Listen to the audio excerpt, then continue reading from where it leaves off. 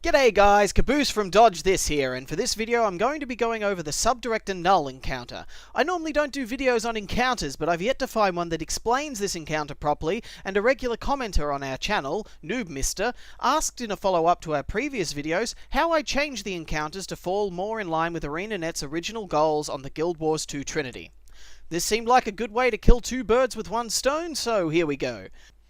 First up, before attempting the Null encounter, you should do the solo Kaaboose encounter, just so you can learn how the mine detector works and how to kite, launch or pull mobs into the mines. Since Kaaboose is immune to all of your attacks, you have to disarm the mines with the mine detector and kite Kaaboose into them to beat him.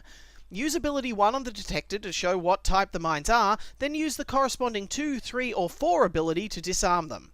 He will regularly knock you back and detonate all the mines, but as long as you're careful with your positioning, you should have him licked in no time.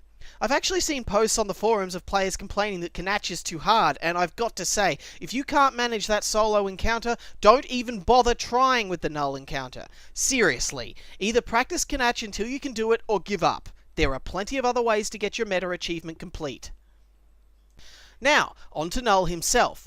Like Kaaboose, he has a knockback and can detonate and rearm all of the mines. However, he is not immune to all damage like Kaaboose. Instead, every 45 seconds, Null will put a shield on himself, causing him to become immune to all damage. You can tell he has this by the huge purple bubble he'll put over himself. The only way to remove this is to drag him over a mine that has already been disarmed. It's always a good idea to keep a mine near Null disarmed so that when his shield does come up, you can kite him right into it. You must do this as quickly as possible, for reasons I'll explain later. At 75% health, Null will summon lightning orbs into the fight. All you can do is avoid these as they are immune to all damage and control effects. At 50% health, Null will start spawning auto-repair turrets. He spawns these in very regularly, so I only recommend destroying the ones that spawn near where you are fighting him. Ranged fighters might want to consider going for the ones further away if he puts his shield up while all the mines are detonated.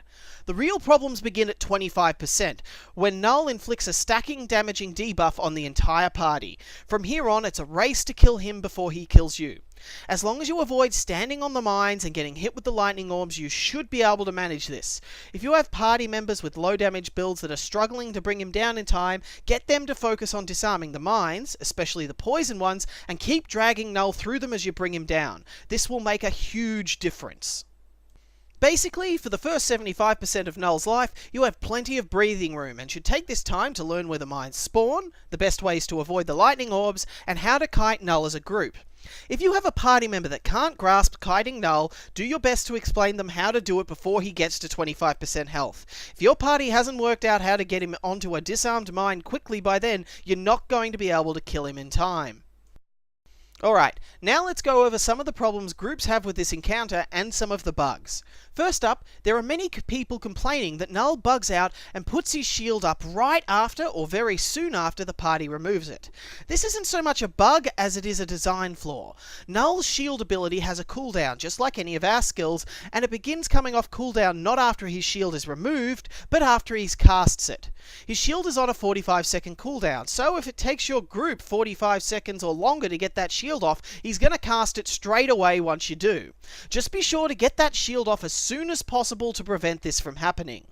The other bug is that sometimes when you disarm a mine, the bloody thing will detonate for no apparent reason. All I can recommend is keep trying until you get one that doesn't.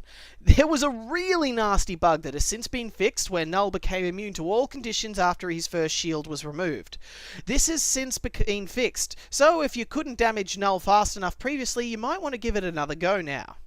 Now, here's what I would change to make this fight more in line with the Guild Wars 2 Trinity, as well as to make it a more enjoyable encounter. First up, I'd add a vocal cue to Null's mine rearming and mine detonating abilities. Not only does this mean you don't have to keep squinting at Null to see what he's doing or keep an eye on the chat log, but it also adds character to the encounter. I'd also add a vocal cue to indicate the abilities he gains at 75%, 50% and 25% health, as they'd also help newer players get an idea as to what the hell was going on. Next, I'd make it so that activating his shield puts a 10-second cooldown on his detonate mines ability and vice versa. It is really cheap that he can trigger these abilities 5 seconds apart or even back to back, especially during the final phase. I'd also have his shield ability start coming off cooldown after the shield is removed, rather than when he casts it. Finally, I'd implement my version of Defiance as gone over in the last video. Having to stay close together so that you can kite him into mines doesn't work very well in an encounter with so much AoE damage about. It would be much better if you had the option to use launches, fears and pulls as well to ensure Null goes into a mine as quickly as possible. All in all, bugs aside, I do feel Null is an interesting encounter. However, it's plain to see that he could have used a bit more testing before being unleashed on the public. Well, I hope this has been helpful to those of you struggling with this encounter. I'd also recommend using a voice chat program like Ventrilo, TeamSpeak or Mumble, as good communication helps a lot with this fight.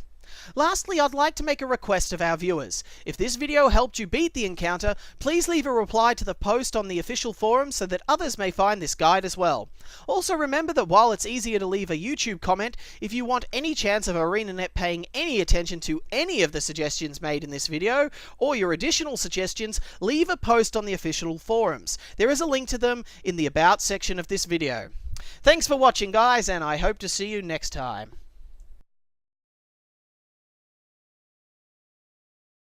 Instead of working on monster AI and making them use abilities and act similarly to the players, they were given basic AI and attacks. The same was done with the bosses. However, ArenaNet knew that because of their simplistic AI, the bosses would fall prey to the control abilities players had at their disposal, so they invented the Unshakable and Defiance effects.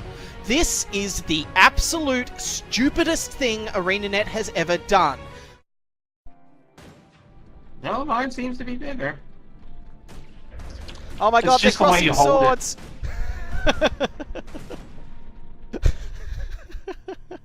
We're crossing the streams!